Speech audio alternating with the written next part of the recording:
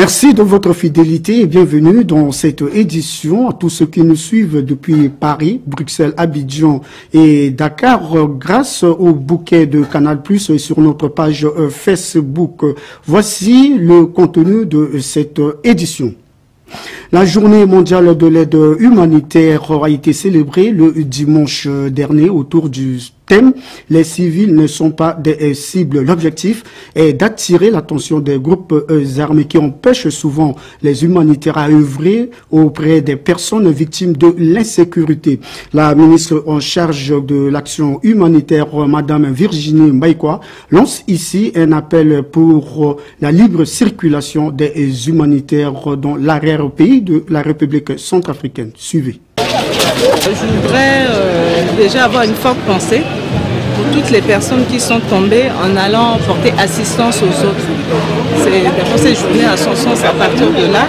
C'est pour ça que nous sommes là aujourd'hui en train de commémorer cette journée. Deuxièmement, cette journée doit permettre à chacun de faire un bilan. Qu'est-ce qu'il faut faire? Est-ce qu'on a assez fait? Et si nous n'avons pas assez fait, qu'est-ce qui reste à faire? Et comment allons-nous faire pour vraiment qu'il y ait moins de souffrance? Et en même temps, donc, le troisième point, ça sera vraiment de crier haut et fort que les civils ne sont pas une cible. Voilà. Donc les civils n'ont rien à voir dans des conflits armés. Et quand il y a conflit et que les humanitaires vont porter assistance, normalement le couloir humanitaire doit être libre pour leur permettre de faire leur travail. Or, ce n'est pas le cas. Nous avons perdu beaucoup d'humanitaires en Centrafrique. Nous continuons à perdre. Et c'est l'occasion pour moi de lancer un message vis-à-vis des groupes armés. Ceux qui, sans cœur, continuent encore à faire du mal ou encore à tuer des innocents qui, eux, s'engagent seulement pour aider ceux qui sont dans la souffrance. Je lance ce message pour dire que les civils ne sont pas une cible et qu'il va falloir arrêter de les prendre pour cible. Voilà le message fort que je tiens à envoyer vis-à-vis de ceux qui ôtent la vie inutilement aux autres. Merci. Autre point de l'actualité, le secrétariat technique de la réforme du secteur de sécurité a organisé un atelier à l'intention des journalistes des médias publics et privés sur l'appropriation de la mise en œuvre de la réforme du secteur de sécurité dans le cadre de la restructuration des forces de défense et de sécurité en Centrafrique. Les détails à travers ce reportage signé Alain Poumangui. L'objectif de cette formation est de favoriser une meilleure connaissance de la réforme des secteurs de sécurité, le rôle des acteurs ainsi que le renforcement de la confiance entre les autorités, les populations et les forces de sécurité intérieure en vue de permettre une meilleure communication sur la réforme du secteur de sécurité ainsi que le rôle et la mission de la police et de la gendarmerie de manière exacte et efficace. Durant une journée, les participants vont se familiariser avec plusieurs thématiques, parmi lesquelles le rôle et la mission de la police et de la gendarmerie, le rôle des médias dans la réforme du secteur de sécurité, suivi des échanges et des débats.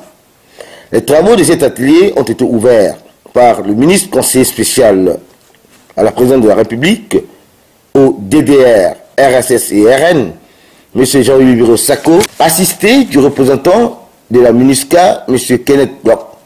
Voici les impressions du ministre conseiller à l'issue de l'ouverture des travaux. La réforme du secteur de sécurité est l'une des grandes actions que le chef de l'État et le gouvernement entendent mener pour remettre complètement la République centrafricaine sur pied, pour redonner toute sa place à un état de droit et surtout garantir la paix et la sécurité pour tous.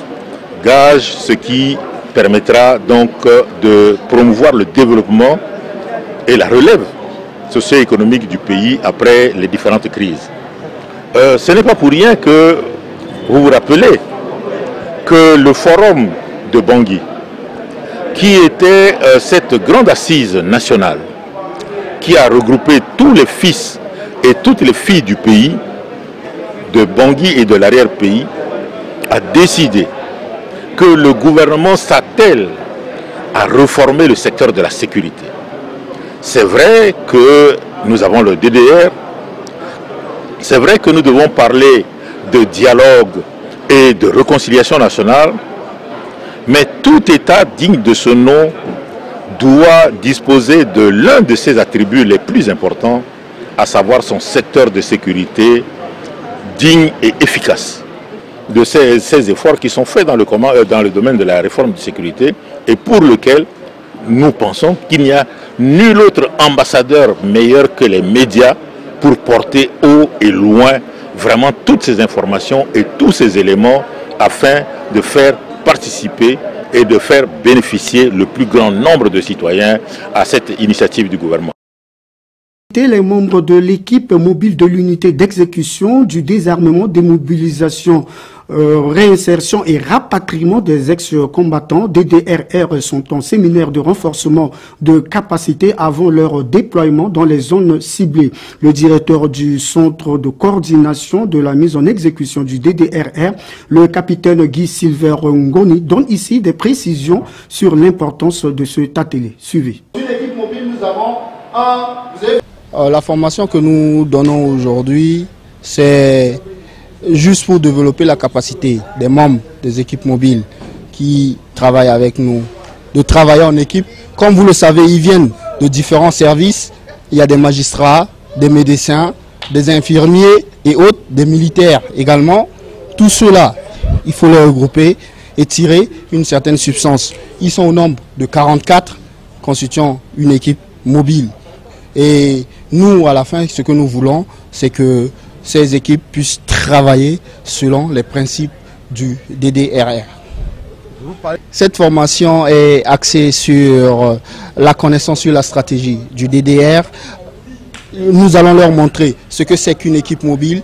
Nous allons également leur présenter comment normalement effectuer les opérations de désarmement et de démobilisation. Et à la fin, pour qu'ils sachent également dans quel environnement ils sont appelés à travailler. L'équipe mobile n'a pas vocation pour négocier.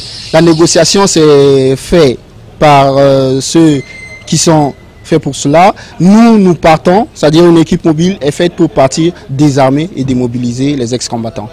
Autre point de l'actualité, la communauté musulmane va célébrer ce 21 août la fête des moutons, communément appelée Tabaski. Pour cette occasion, le président de la communauté islamique de Centrafrique, Imam Kobin Layama, lance ici un appel de paix, de l'amour et de tolérance à la communauté musulmane de Centrafrique. Suivez. Ce message, c'est d'abord un message de souhait aux tous les musulmans et musulmanes de Centrafrique. Et aussi, c'est un message par lequel je lance un appel solennel à tous les musulmans de Centrafrique d'observer la tolérance. Car c'est par la tolérance que nous pouvons faire revivre la cohésion sociale, le vivre ensemble que nous cherchons tous les jours et chaque jour. Nous sommes en train de faire des efforts par-ci, par-là pour que la sécurité puisse revenir dans notre pays. Étant tous des croyants, nous devons être caractérisés par la tolérance. Avoir aussi dans nos comportements cette tolérance et que nous devons aussi la manifester entre nous à travers les actes que nous posons. Dieu, certes, dans le Coran, a décrit aussi le caractère des croyants, en disant que mes fidèles sont ceux. Quand on les injure, quand on s'adresse à eux à des propos qu'on ne peut pas supporter, les répondre par la paix. Donc, cette tolérance, on ne peut que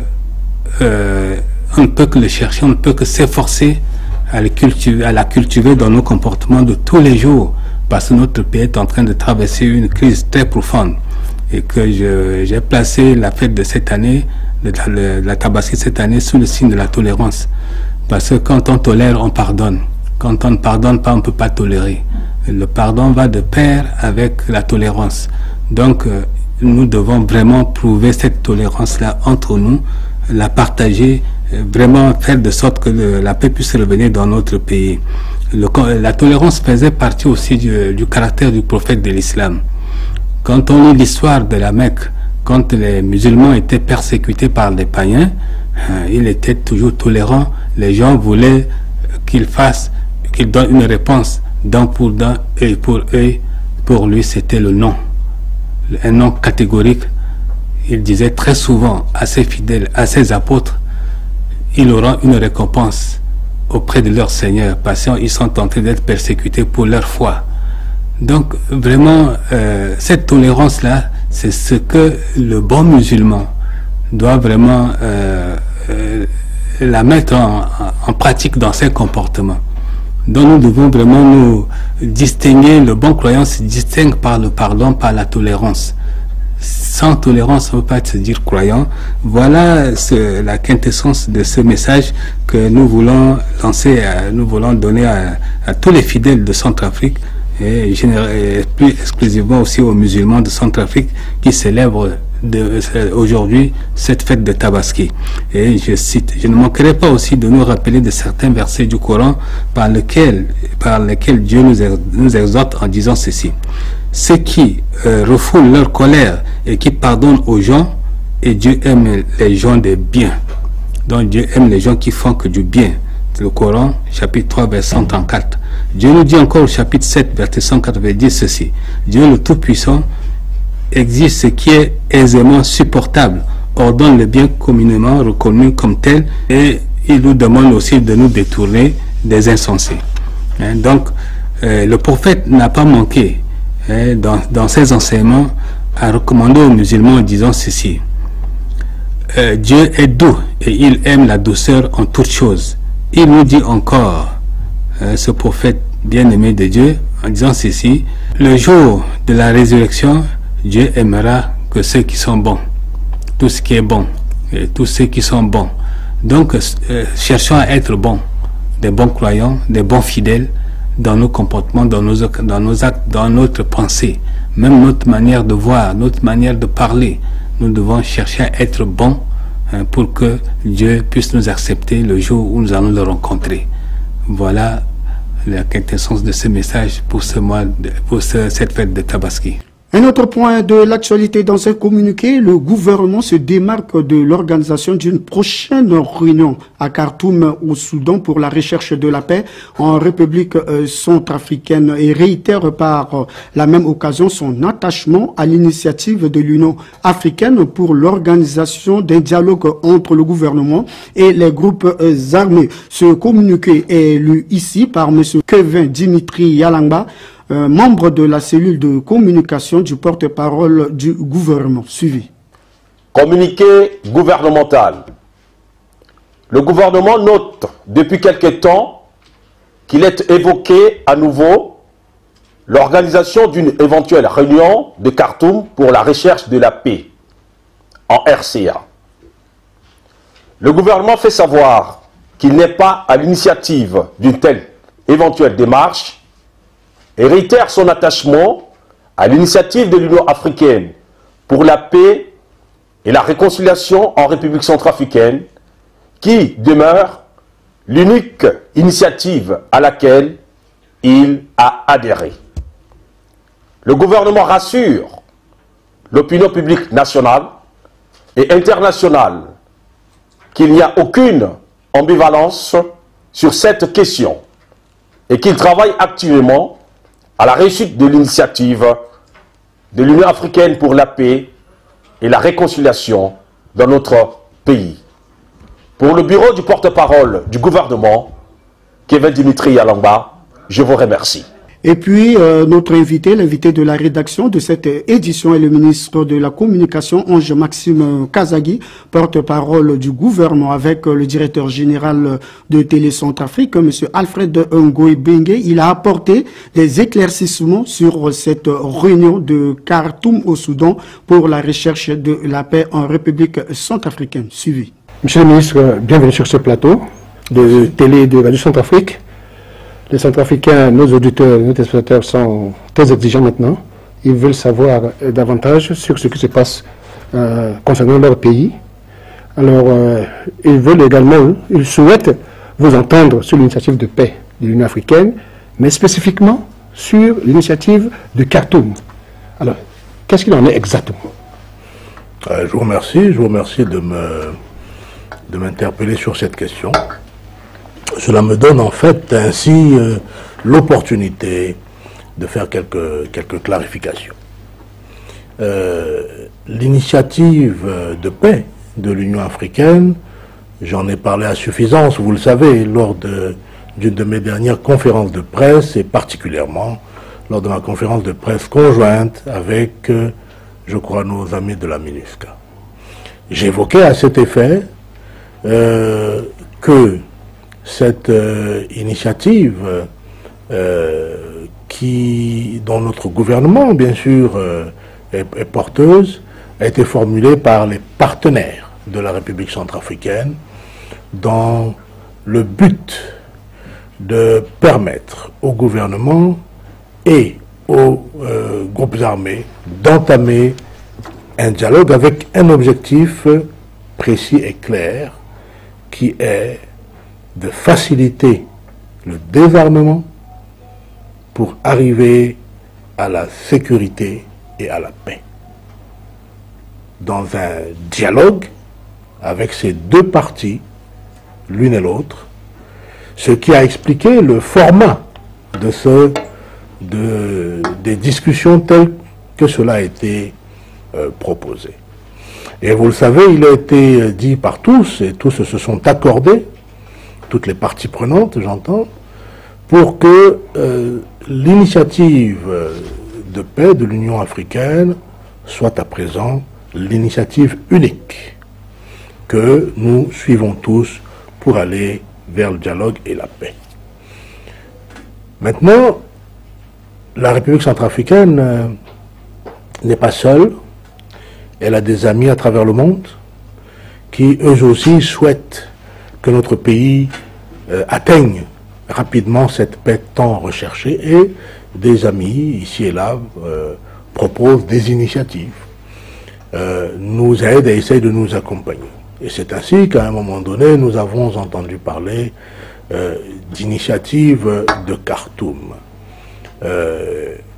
à travers des amis qui, de bonne foi, souhaitaient certainement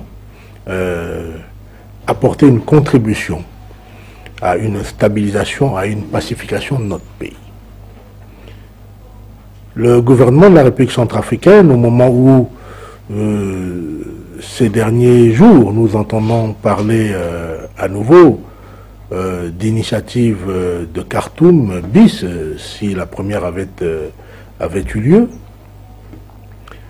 le gouvernement de la République centrafricaine donc souhaite faire connaître à tous qu'il n'a entrepris aucune initiative autre que celle de l'Union africaine, celle qui est menée par le panel, celle qui est entretenue par les représentants de la partie gouvernementale et les représentants des groupes armés. Le gouvernement centrafricain n'est donc à l'initiative d'aucune réunion à venir, s'il en est le cas, qu'elle fût de Khartoum ou d'ailleurs. À cet effet, je voudrais réitérer que le gouvernement attache du prix et reconnaît les efforts de tous les partenaires de la République centrafricaine qui se sont attachés, qui se sont avec nous investis pour que l'initiative de l'Union africaine puisse avancer et progresser. Nous sommes aujourd'hui dans ce que les anglophones appellent the last mile, les derniers kilomètres, c'est-à-dire nous sommes dans les derniers instants de la préparation de cette initiative dont l'apogée sera donc un dialogue, sera des discussions telles qu'elles sont préparées depuis quelque temps, et nous reviendrons d'ailleurs sur les détails, le tempo, les dates, les lieux, tout cela, il est prévu que nous revenions là-dessus, moi-même en tant que porte-parole du gouvernement bien sûr, mais toutes les autorités autorisées, dirais-je, nous viendrons pour donner toutes les informations détaillées. Mais à ce jour, et c'est pourquoi je vous remercie de m'avoir posé cette question, le gouvernement de la République centrafricaine s'attache et donne du prix à l'initiative de l'Union africaine comme étant l'initiative unique à laquelle nous avons adhéré pour pouvoir, n'est-ce pas, aller vers la paix, vers le désarmement, puisque c'est l'objectif principal, qui, désarmement, nous amènera à la paix et à travers la sécurité retrouvée. Nous sommes, bien entendu, toujours ouverts, en tant que gouvernement de notre pays, à tout accompagnement de pays amis, d'organisations amies, dès lors que ces accompagnements, n'est-ce pas, vont dans le sens de l'initiative africaine à laquelle nous avons adhéré. Et ainsi donc, je voudrais vous rassurer, puisque vous-même et vos téléspectateurs, ainsi bien que la communauté internationale et tous nos amis, qu'il n'y a aucune ambivalence du gouvernement centrafricain sur ces questions et que nous travaillons d'arrache-pied à ramener la paix dans notre pays, et ceci dans la cohérence de l'action politique prônée par le président de la République et menée de main de maître, je crois, par le Premier ministre, chef du gouvernement. Et vraiment, je voudrais vous remercier pour ces questions. Monsieur le ministre, on vous remercie. La Radio Centrafrique, Télé Centrafrique vous remercie pour vos disponibilités. Mais vous voudrez bien revenir à chaque fois. Notre studio sera disponible pour vous recevoir chaque fois que des informations à livrer à la population centrafricaine qui veut maintenant entendre les choses du gouvernement, de son gouvernement que la mis en place. Et les Centrafricains vous en seront reconnaissants. En tout cas, vraiment, je vous remercie. Croyez-moi, je viendrai volontiers à mon initiative ou à la vôtre, comme l'initiative que vous avez prise de m'inviter aujourd'hui, en me posant une question sur un point précis. Je viendrai volontiers pour que nous puissions échanger et surtout donner des informations aux Centrafricains. Mais je saisis l'occasion, puisque vous me donnez la perche, vous l'attendez, de vous dire que nous avons relancé les émissions, n'est-ce pas, la parole au gouvernement, un certain nombre d'émissions, pour que chacun des membres du gouvernement, dans son secteur, n'est-ce pas, secteur par secteur, puisse réellement informer les Centrafricains et que chacun sache comment son pays avance afin de pouvoir vivre dignement et dans la quiétude. Merci encore. Merci, monsieur le ministre. C'est donc la fin de ce journal préparé par l'ensemble de la rédaction de Télé et Centrafrique. Merci à vous de l'avoir suivi. Mais vous pouvez continuer de nous suivre sur notre page Facebook qui est affichée ici sur votre petit écran. Au revoir.